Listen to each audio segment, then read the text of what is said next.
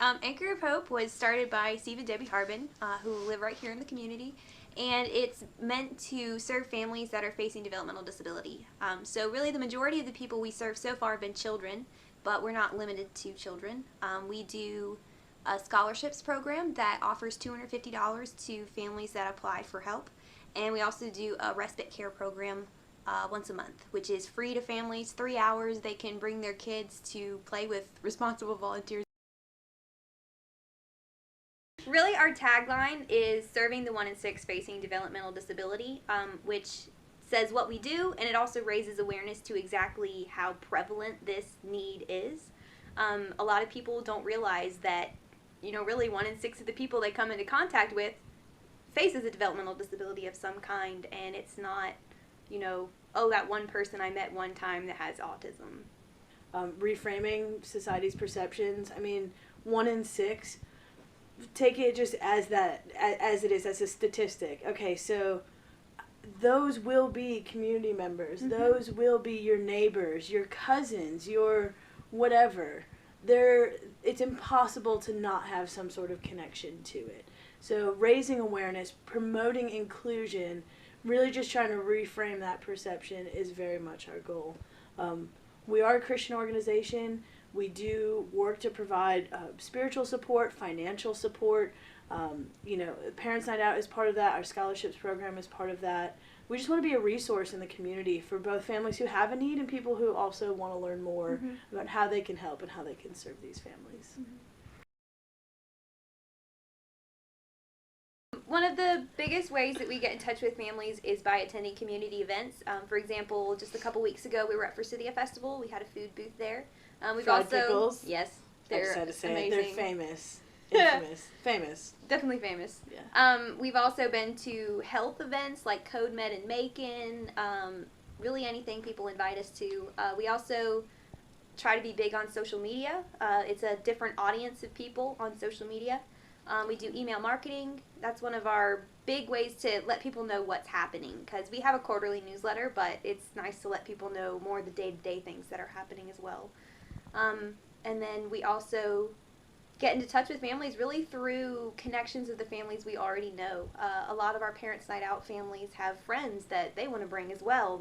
Those families need a night off too, and it's been really neat to meet connections of people, and you realize how small the world it is. Even on the volunteer side, just to build off of that, how many people are like, I had a blast, and then suddenly they show up with 5 friends. Yeah, or like a husband, wife, and their kids. Like, I want my children to experience this, whatever mm-hmm. the case may be. So the network aspect is huge for us, for mm-hmm. sure. It is good. It's an opportunity for parents to not only bring a child who's facing any sort of developmental disability, but their siblings as well. So it truly is a night off for parents. They do anything from sleep to date nights. We're trying to really provide an opportunity for these parents just to have a night away. We have some parents who weren't separated from their child for 24 months, like 24-hour care for 24 months. I can't imagine what that's like. So having an opportunity, it's a blessing, really, for the families that we serve. And I'm excited to be a part of it, but it, blows my mind still how much more is required of these parents and how few opportunities they have to truly take a break. So. Mm-hmm.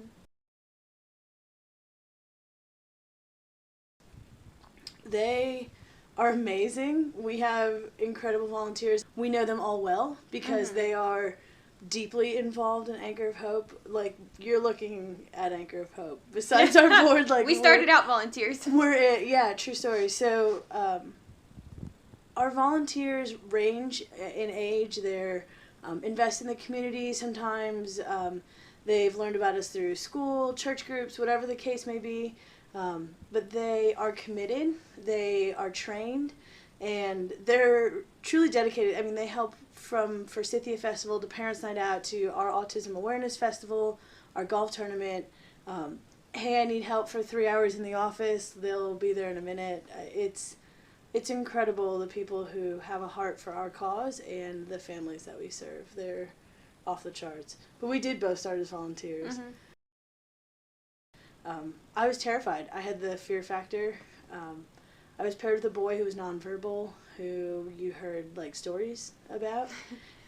And I had no experience with autism, let alone, developmental disability in any way, shape, or form. And he changed my life. He could spell, and so we got some paper and a pencil, and like we had a conversation for 3 hours, and it was incredible. And now I'm here. Like, I laugh, but it was like a year and a half ago, and I wouldn't change it for anything. He made me realize the capability. Don't look at, it's not a disability. He's differently abled. That's kind of a cliched phrase, but it's true. He's brilliant. He just has to go about it a different way. That's not typical. What's your Well, no, I was even volunteer going to story? say that for both of you, you realized your ability. Absolutely. Because Absolutely. you kind of had a stigma attached, and then he has a stigma attached, and That so girl. just realizing we're not that different, and we can Yeah. get along and do something I never would have realized.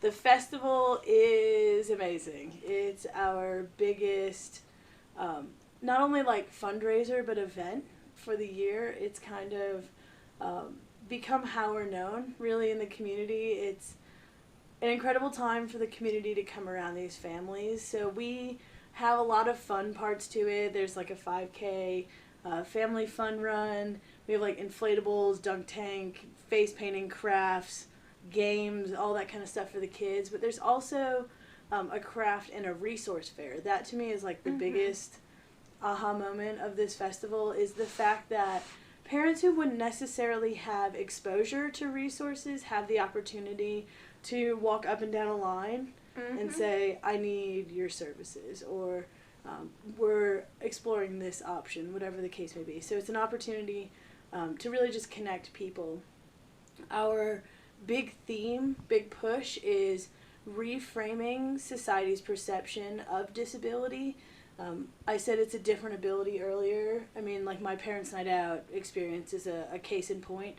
I had a preconceived notion, and that was dramatically changed, dramatically reframed, if you will, in experiencing this young boy, the way his mind works and so on. So offering other people that opportunity to come around these kids who will be our neighbors, fellow church attendees, classmates, whatever, job mates.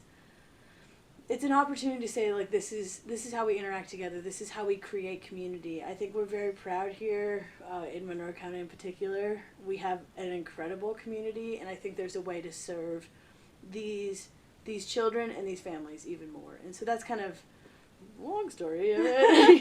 How much time do you have? So that's kind of the long story of how our festival has continued. It started very small. As a yard sale, is that right? And it's just gone from there. This is our 7th annual. My favorite thing is to talk to someone and hear them say, like, Anchor of Hope, I've heard of you. You guys have that festival. Great. Let me talk to you. How much time do you have? That's exciting for me that people are starting to understand, because that means we're having an effect. We're affecting that change that we so desperately want to see in our community. So I'm very excited about that. If you want to learn more about the festival, you can always go to our website, which is anchorofhopefoundation.org. There's a whole page set apart for the festival. There's registration forms, anything you need to know. You can also call us, 478-994-0438.